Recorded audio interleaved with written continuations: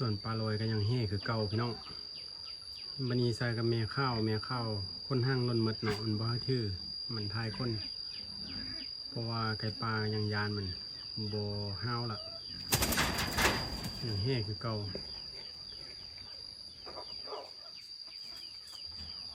ได้ลูกแต่ซ่องตัวเดี๋ยวจะทายลูกให้เบิ่งทายคนไปแล้วพวกนี้น้ำซ้ำก็เริ่มคอยดำหมดละตัวนี้กับปลาซ่องลอยกันมีตัวปลาลอยปลายแล้วก็ปลาซ่องลอยเนาะใส่กับอันแม่เด็กน้อยเนาะอันนี้จะเป็นซ้าวหานเด้อซ้าวหานเนื้อเนาะขาดอง50,000กีบใส่กับอันผู้บ่าวกินแมวว้าวอุดมสมบูรณ์เลยอันนี้มันผู้บ่าวกินแมวตัวนี้นะสำหรับผู้บ่าวกินแมวเรา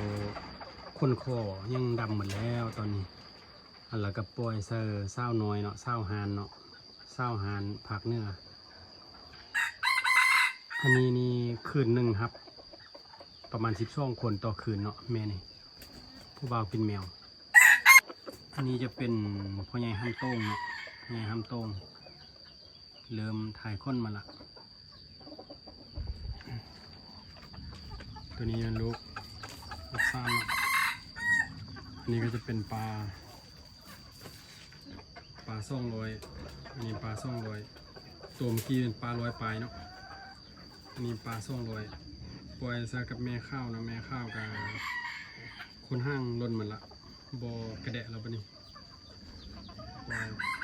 ปล่อยซะเนาะเบิ่งรุ่นเบิ่งปีหน้าสิเป็นเอาได้เนาะลูกมันเนาะปลาซ่องลอยปลากินแมวตัวนี้เจ็บข้านิดนึงเนาะโดดใส่ทั้งกระซี่ทึกเมียหายเมียตีตลอด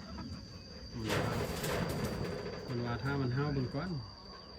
คุมขึ้นมือหนึ่งจากซ่องลอยเถื่อนว่าประมาณสักนี้เด้อลอยอันปลาลอยปลายกับปลาซ่องลอยเนาะคนก่อดำมันละปีหน้าแกตัวใหม่เนาะ2 ตัวใหม่